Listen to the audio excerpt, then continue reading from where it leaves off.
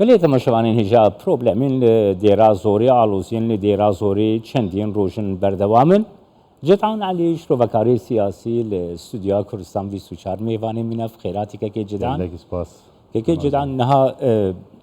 روانگاه سوریا مافین مرویجی هر وها حسد جی دبیجکو کنترل لسر دیرا زوری دانینه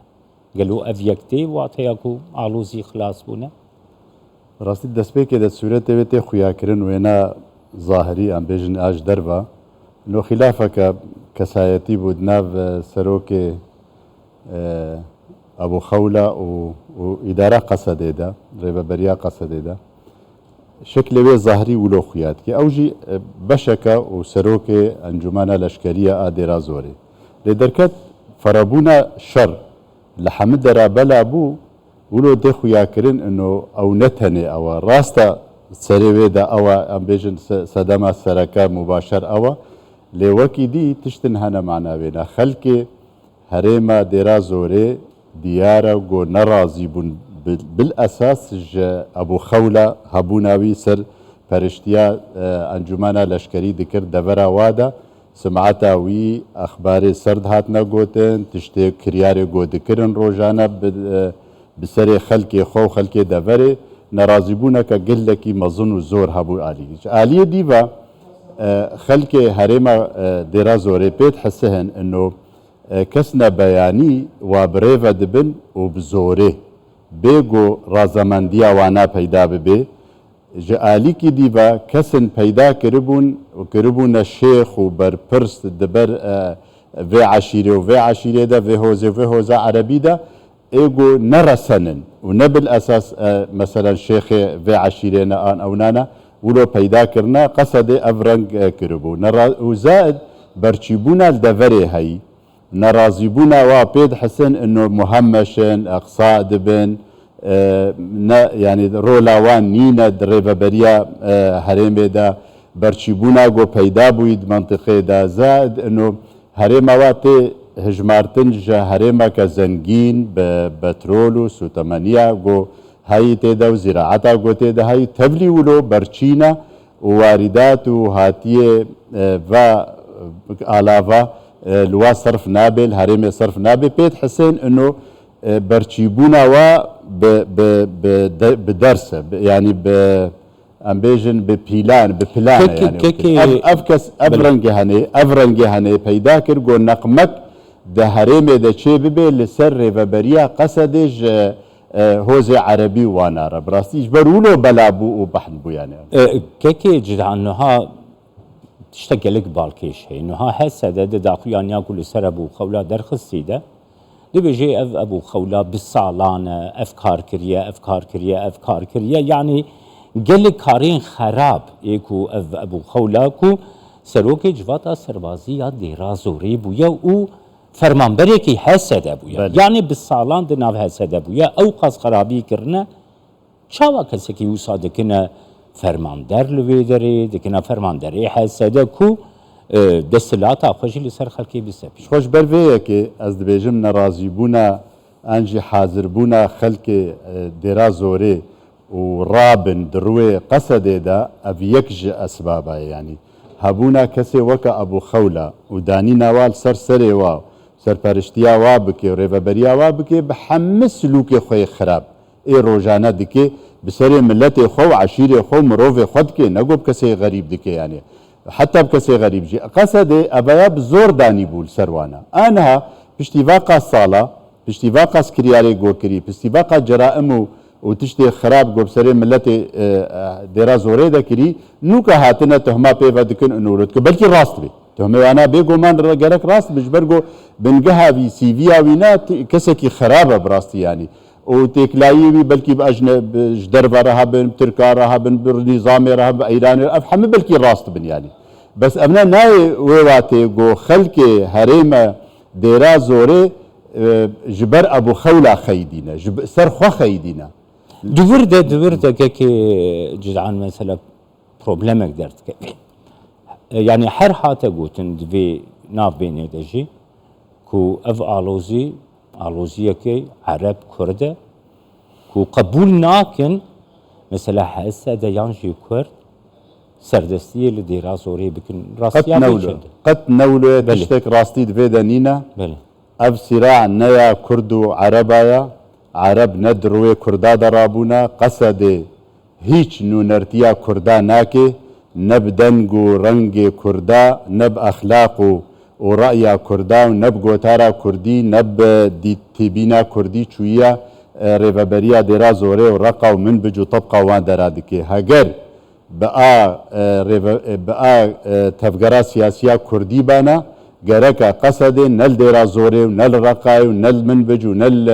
تەبقا تنەبانە لە هەرێمێ کوردی بانە وی وەختی گۆ سیراعک چێ بوو بانە شەڕک چ پەیدا بوو بانە بلا هەنگی گۆتبانە تەهمە بوو بانە ئەنۆ کورد و عەرەبن هیچ کوردیتی و عەرەبیتی تێدە نینە هەندێک ژوا عەرەبێ نەڕازی وەضعی وای خراپ هەندێک ژ عەرەبێ گۆ تێکلاییەوە و دەستوەردانە نیزامێ و ڕژێمە ئەیرانێ و ئا ترکا و ئا هەموو کەسی دەست وەردانێت ناوادە دکن هەنێک بە ئالیە بافەگرێدانێت نەفسا هۆزێ نەفسا عەشیرێ نەفسا ماڵباتێ هەنێک لڤیالیە هەنێک بە قەسەدرەنە هەنێک بە نیزامێرەنە هەنێک بە عەشیرێ خۆرەنە هەنێک بە ئەیرانێرە هەنێک بە ترکارەنە ئەف هەمە ئەف ڕەوشە هەنێ قەسەدێ پەیدا کردیە لێ دەرێ قەسەدێ ئێمە ئەدبێژم ji ber ڕەوشا کوردی ji ber got ev dijminatî û ev dilreşî li ser Kurda peyda nebe gereke silûkê peyedê an jî qesedê bi wê derê ne bi vî rengî be gereke wênekî gelekî baştir bide xuyakirin yan karibê rêveberîke baş bike edaletê têde peyda bike yan jî destê xwe vekşê ji herêmê erebî ereb kî wa îdaretkê bira îdare bikin hozê ereba د قوسێ وادا د باوەریە وادا د بنگەها چێکردنا عەشیرا دا قبول ناکن کەسێ بەیانی وا بڕێبە ببێ حتا دەولەتا دەژیولەیە دەبێت د هەرێمێ وادا وەکە شبه استقلالی حکومزاتی تش نەولۆ جاری خۆ بڕێبە دەبن قبول ناکە تەوێجە نە کەسێ بەیانی تەنێ کەسێ ژوار بەرچاوێ وا خویانە ئەنۆش قەندیل هاتنە ژ ئەیرانێ هاتنە کوردێ دەرنە دینە هاتنە ئەیدیۆلۆجیک وا بڕێبە دەبێ نەمەسەلا کوردیتی و عەرەبیتیە کوردێ رسنی و کردیتیا خوا تێدگهن و خودیە دۆزا کوردینە وێنا قبول ناکل سەرخوا عەرەبێ نەشتیمان و سوورینە و ژ سووریا خوا حەز دکن و ژ ئەساڵەتا خوا حەز دکن تجارە قبول ناکن گۆ سیراعک پەیدا ببێت ناو کورد و عەرەبادا تشتێکی کوردا دوێ سیراعی دەنینە تشتێکی عەرەباژی دوێ سیراعی دەنینە کەس سەر نفوزن مەساڵحن دزیە خرابیە ڕێڤەبەریە یعنی ئالۆزیەکی بەرژەوەندیە ئابەدەن ئالۆزیکە تم بەرجەوەندیە نە کووردا تێدا هەنە و نە عەرەبا تێدا هەنە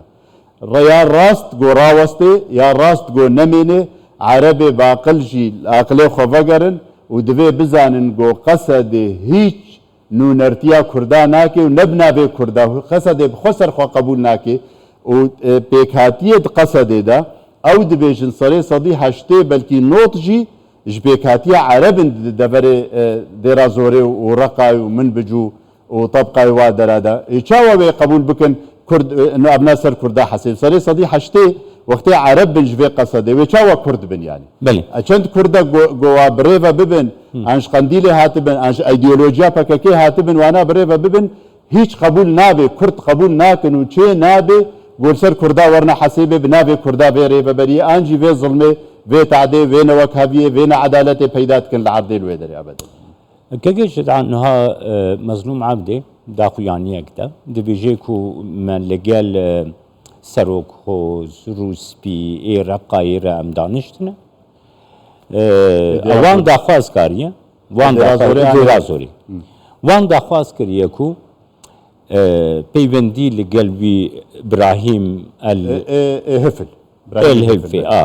vî re peywendî berdewam bikin ew bikevne navbênkariyekê bikin مەزلوم عەبدێ jî ev ya qebûl kiriye û kesê got girtîne jî li cem hesede hemûyan jî efû bikin yani ev yek tê wê wateyê ku rewş tê vegerê eyn rewşa berê dîse ku alozî ji xwe dest pê kir ême ez dibêjim ev xilas nabe belkî şer nemêne şer rawestê demekê lê rûniştina hoza û qesedê bi hevdûre bi serperiştiya Emerîkana civatek bi rêve bir ئەونا دەلیلە گۆ قەسەدێ نەما قبول دەبێ بە تەناخوا vê herêmê bi rêve bibe ev yek yani آد دوا رنگی گو قصده دخوازه فلان عربی و فلان هوزی و فلان کسی جهوزه و بکه سرپرشته وانا و شیخ وانا افجی نما بریوه دچه یعنی و قبول نابه حتى لو برنگکی کاتی مؤقت بمشیجی و بمینه وکا آگرکی دبن ایزنگی دا هر دمکی ممکنه بیکوی و آگر گرب بی دوینا دا دوی قصد الخوفگره یا راست اوا جبو افسیرا نوی حسیبه لسر کردا نابرا کردا و عربا دا اویک جبو رژیم نکاره بهتر دستوردانه تیده بکر نظام ایرانی جی نکار به اعوان خو خلق خو ایگو شیعان دنلوی داره کار به واجب کار بینه همه هر کسی سوری زرارمنده کسی کرد زرارمنده کسی عرب زرارمنده کسی اصیل و ولات خو و حرم خو حزد که و دخوازه گو آلوزی نمینه دخوازه گو اف برچیبون رابط خوازه اف بهابون رابط خوازه استقرار و